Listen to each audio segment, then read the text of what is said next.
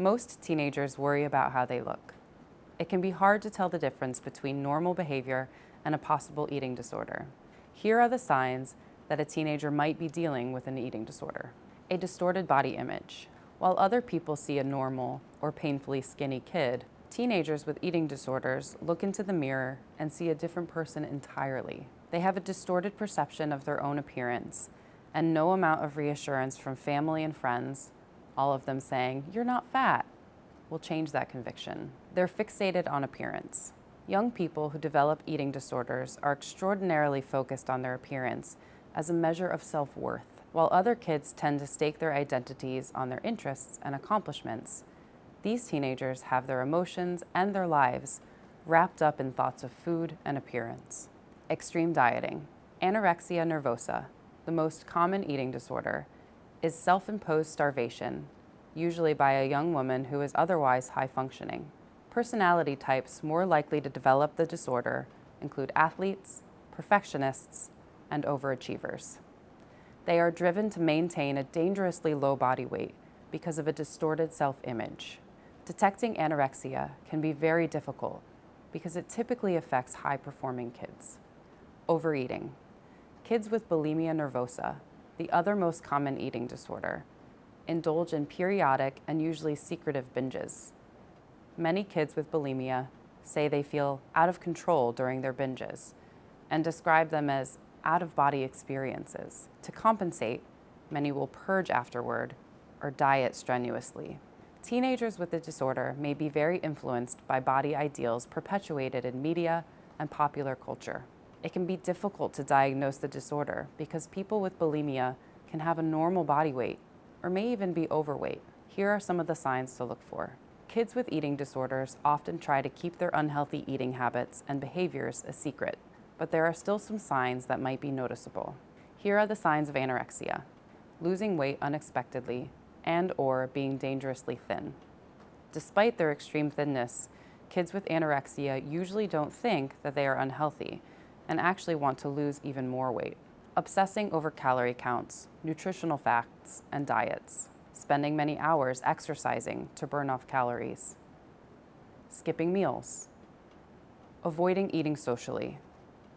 Irregular periods, thinning hair, and constant exhaustion. Signs of bulimia are exercising excessively or using diet pills or laxatives.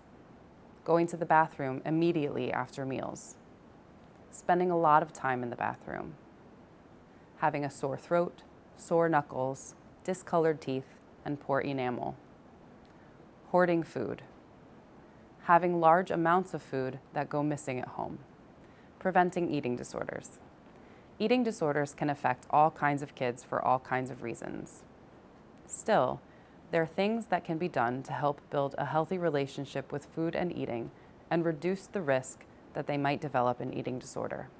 Establish healthy eating habits. Make a routine of eating healthy, balanced meals as a family.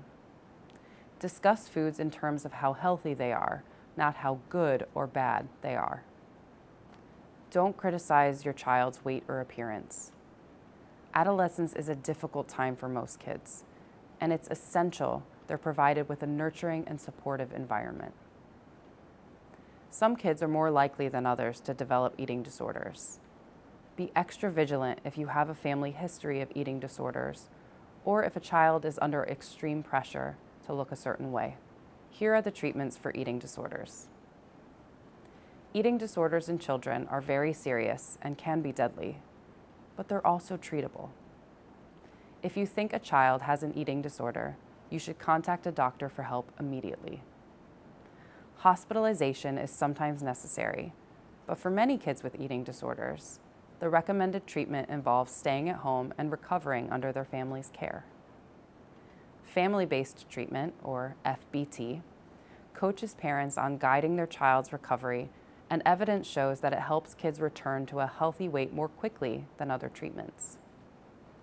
Enhanced cognitive behavioral therapy, called CBT-E, and adolescent focused therapy, called AFT, have also been shown to be effective in many cases, though they generally work more slowly than FBT.